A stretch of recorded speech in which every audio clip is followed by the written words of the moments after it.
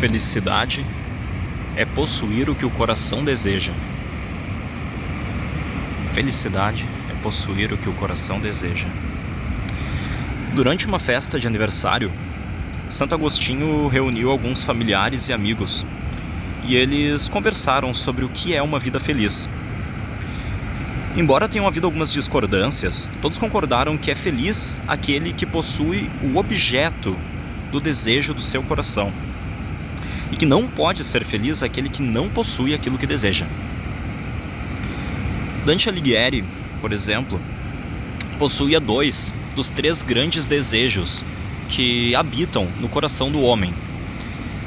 E aqui eu uso a expressão homem para me referir especificamente ao sexo masculino e não como uma referência mais abrangente da humanidade. E quais são esses 3 grandes desejos que habitam o coração dos homens?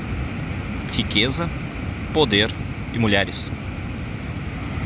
E olha só, aqui eu não estou fazendo nenhum juízo de valor. Eu estou simplesmente citando os 3 grandes desejos que habitam o coração de quase todos os homens.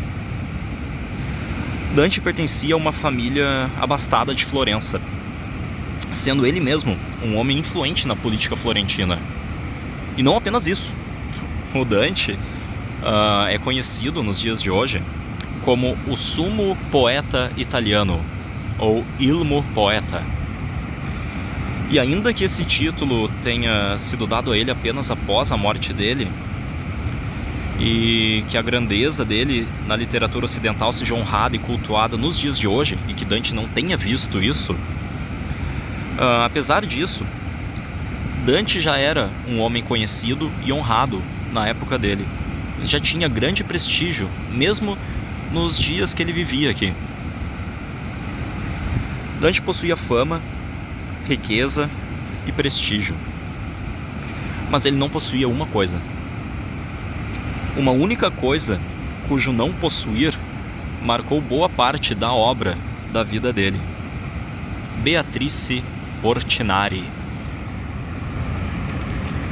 O homem que influenciou boa parte da literatura ocidental e que, de certa forma, até a moldou. E esse mesmo homem, que Victor Hugo chegou a afirmar que ele alcançou a plena intensidade do pensamento humano e atingiu os 100 graus de genialidade. Victor Hugo falou isso de Dante. Victor Hugo, o cara que escreveu O Corcunda de Notre Dame e Os Miseráveis. Esse cara falou isso de Dante. Mas esse homem que tinha tudo isso não possuía a mulher que amava. Quando nós lemos a obra de Dante, não é difícil nós identificarmos a tristeza e a amargura que ele sentia por causa disso. Dante não possuía Beatrice porque naquela época os casamentos, e ainda mais os casamentos de famílias importantes, se davam por questões políticas, não por amor, por sentimentos, por emoções ou por qualquer coisa do tipo. Assim, os pais de Dante casaram ele com uma mulher chamada Gemma Donati. Mas vamos supor que Dante vivesse nos dias de hoje e que ele pudesse casar livremente com Beatrice. Será que Dante, o rico, influente e aclamado Dante Alighieri, seria feliz? Caso Santo Agostinho pudesse responder, ele diria que não. A resposta dele seria não. Mas por quê?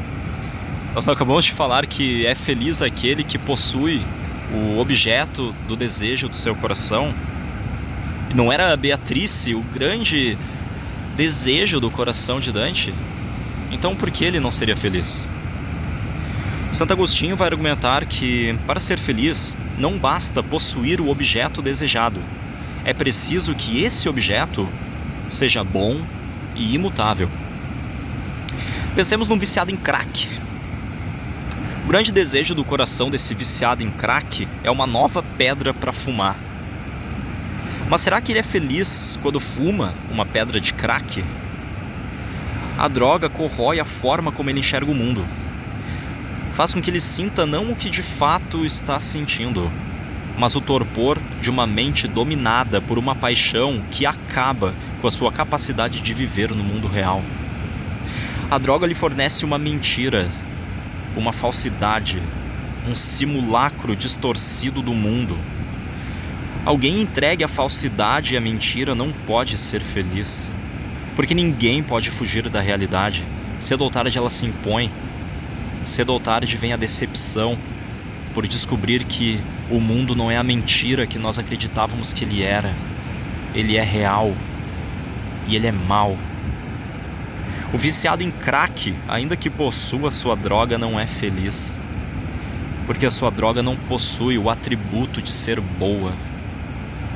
Mas e quanto a Dante? Ele seria feliz se possuísse Beatrice? Não, ele não seria. Mas por quê? Porque o objeto do desejo do coração dele não é imutável. Caso Dante casasse com Beatrice, ele teria a mulher Beatrice, e não a idealização que ele criou dessa mulher. Quando nós lemos a obra de Dante, nós não vemos uma mulher chamada Beatrice, nós vemos a idealização dela. Talvez ao longo do casamento, Dante descobrisse que ela trata mal os filhos, ou que ela é totalmente indiferente ao sentimento do apaixonado Dante. Dante parece ter sido um homem sentimental. Talvez Dante dedicasse a sua vida, o seu talento e todo o seu ser a uma mulher que lhe daria em troca a indiferença e a frigidez. Talvez Beatrice se revelasse uma mulher totalmente apática e insensível com o miserável e apaixonado Dante. Dante não seria feliz se possuísse Beatrice, porque o objeto do seu desejo não é imutável.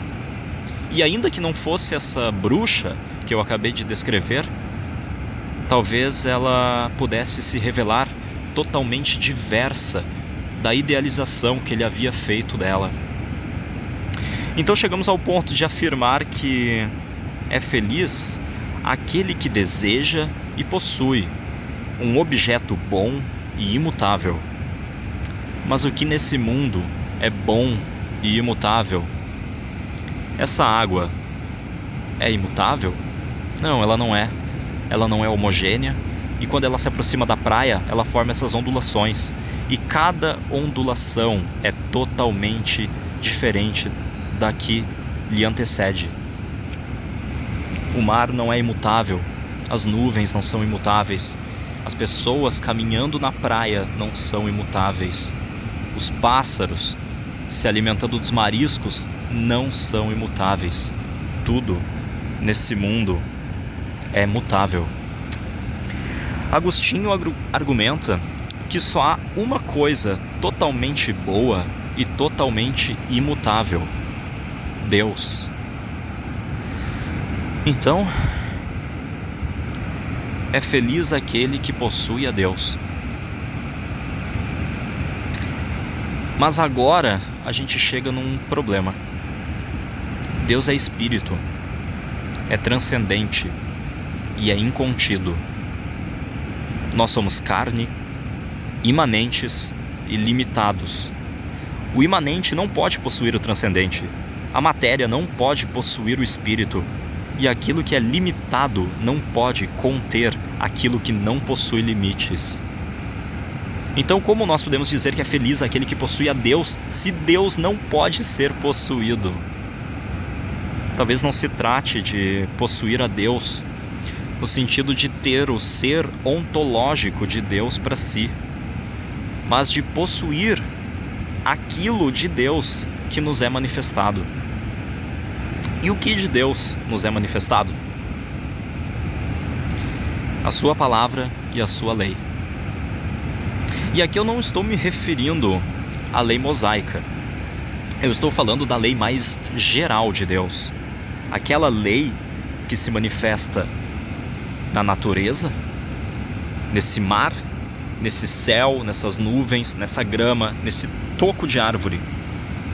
Mas também a lei que se manifesta na lei mosaica e que se manifesta no próprio Cristo.